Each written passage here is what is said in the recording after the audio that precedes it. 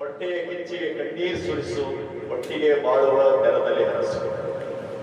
ರಥಸ್ಮರಣೀಯ ಗುರುಪರಂಪರೊಂದಿಗೆ ದೇವೇಂದ್ರ ಸ್ವಾಮಿಗಳನ್ನು ಸ್ಮರಿಸಿ ಆದಿಶಕ್ತಿ ಕಾಳಿಕ ದೇವಿಯನ್ನು ಪ್ರಾರ್ಥಿಸಿ ಸ್ಟಾರ್ ಕನ್ನಡ ನ್ಯೂಸ್ 24/7 3ನೇ ವರ್ಷದ ವಾರ್ಷಿಕೋತ್ಸವದ ಕರುನಾಡ ಪ್ರಶಸ್ತಿ ವಿತರಣೆ ಕಾರ್ಯಕ್ರಮದ ದಿವ್ಯ ಸಾನ್ನಿಧ್ಯವನ್ನು ದಯಪಾಲಿಸಿರ್ತಕ್ಕಂಥ ಎಲ್ಲ ಪರಮಪೂಜ್ಯರ ಪವಿತ್ರಾತ್ಮಕ್ಕೆ ವಂದಿಸಿ ವೇದಿಕೆ ಮೇಲೆ ಆಸೀನರಾಗಿರ್ತಕ್ಕಂಥ ಎಲ್ಲ ಗಣ್ಯಮಾನ್ಯರೇ, ವಿಶೇಷವಾಗಿ ಕಾರ್ಯಕ್ರಮವನ್ನು ಆಯೋಜನೆ ಮಾಡಿರ್ತಕ್ಕಂಥ ನನಗೆ ಆತ್ಮೀಯರಾಗಿರ್ತಕ್ಕಂಥ ರವಿಕುಮಾರ್ ಅವರು ಬೆಳಗೇರವರನ್ನು ಮೊದಲು ಮಾಡಿಕೊಂಡು ಅವರ ತಂಡದ ಎಲ್ಲ ಸಿಬ್ಬಂದಿಯವರಿಗೆ, ಸೇರಿರ್ತಕ್ಕಂಥ ಎಲ್ಲ ಸಾಧಕರಿಗೆ, ಅಭಿಮಾನಿಗಳಿಗೆ, ನಿಮ್ಮೆಲ್ಲರ ಅಂತರಾತ್ಮದಲ್ಲಿ ಪರಂಜ್ಯೋತಿಯಾಗಿ ಬರ್ತಕ್ಕಂಥ ಪರಮಾತ್ಮನಿಗೆ ಶರಣಾರ್ಥಿಗಳು.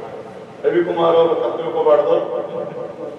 ಬಹುಶಃ ನೀವು ನಂಬ್ತಿರೆಲ್ಲ ಗೊತ್ತಿಲ್ಲ, ನಮಗೆಲ್ಲ ದೊಡ್ಡ ಅನುಭವಗಳು ಮೇಡಮ್ ಅವರು.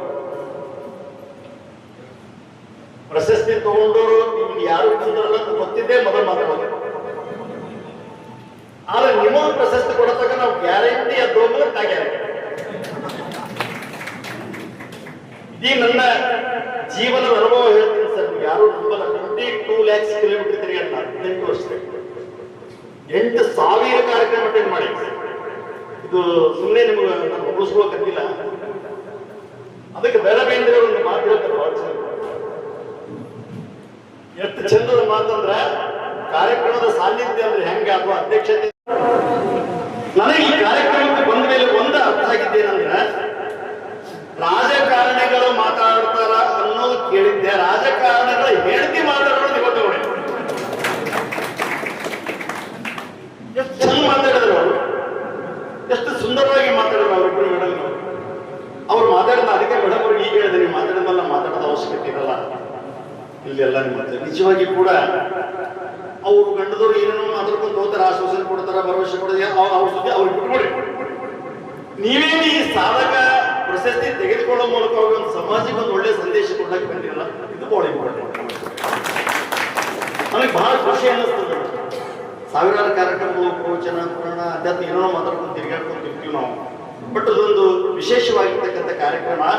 ನಾನು ರವಿಕುಮಾರ್ ಅವರು ಮಠಕ್ಕೆ ಬಂದಾಗ ನಾನು ಇವತ್ತು ನಮ್ಮ ಶಿವಗು ತಡಿಬಿಡಿ ಶಿವಗುರು ಒಂದು ಮಾತು ಹೇಳಿದ್ದೆ, ನನಗೆ ಚಲೋ ಕುರ್ಚಿ ಕೊಡ್ಬೇಡಿ, ಕೊಡ್ಬೇಕು ಕಾರಿಗೆ ಡೀಸೆಲ್ ಕೊಟ್ರ ಕೊಡ್ರಿ, ಇಲ್ಲ ಬೇಡ ಕುಡಿಲಾಕಿ ನೀರು ಕೊಡ್ಬೇಡ್ರಿ, ಮತ್ತೆ ಏನ್ ಕೊಡ್ಬೇಕಂತ ಕೇಳಿದ ಮಾತಾಡಕ್ಕೆ ಒಂದು 10 ನಿಮಿಷ ಟೈಮ್ ಕೊಡೋ ಮಾರೇ. ಯಾಕಂದ್ರೆ ಕಾರ್ಯಕ್ರಮಗಳು ಇವತ್ತು ನೀವೆಲ್ಲ ಪ್ರಶಸ್ತಿ ತಗೊಳಕತ್ತೀರಿ. ಅದೊಂದೇನೋ ಪ್ರಶಸ್ತಿ ಪತ್ರ ಕೊಡ್ತಾರ, ಒಂದೇನೋ ಒಂದು ಫೋಟೋ ಕೊಡ್ತಾರ, ಒಂದು ಚಲೋ ಹಾರ ಹಾಕ್ತಾರ, ಹೋಗೋ ಟೈಮ್ನಾಗ ಒಂದಿಷ್ಟು ಏನೋ ಪಲಾವ್ ಏನೋ ಮಾಡಿಸಿದ್ರೆ ಅದ್ರ ಗೊತ್ತಿಲ್ಲ ನನಗೆ. ಇಷ್ಟೇ ಆಗ್ಬಾರ್ದು, ಇಷ್ಟ ಆಗ್ಬಾರ್ದು. ನೀವೇನು ಪ್ರಶಸ್ತಿ ಇವತ್ತೆಲ್ಲ ತಗೊಳಕತ್ತೀರಲ್ಲ, ಈ ಪ್ರಶಸ್ತಿ ಅಂತಕ್ಕಂಥದ್ದು ಇಡೀ ನಿಮ್ಮ ಜೀವಮಾನದ ಒಂದು ದೊಡ್ಡ ಜವಾಬ್ದಾರಿ ಕೆಲಸ ಆಗ್ತದೆ. ಜವಾಬ್ದಾರಿನ ಹೊರಿಸ್ಕೊಳ್ಳಿಕ್ಕೆ ಒಂದು ಕಾರ್ಯಕ್ರಮ. ನಾನು ಸ್ವಲ್ಪ 5 ನಿಮಿಷ ಮಾತಾಡಿ ಮುಗಿಸ್ತೀನಿ, ಭಾಳ ಟೈಮ್ ಭಾಳ ಆಗ್ಯದ. ಒಂದು ಕಾಲಘಟ್ಟ ಐತೆ ನಾವೆಲ್ಲ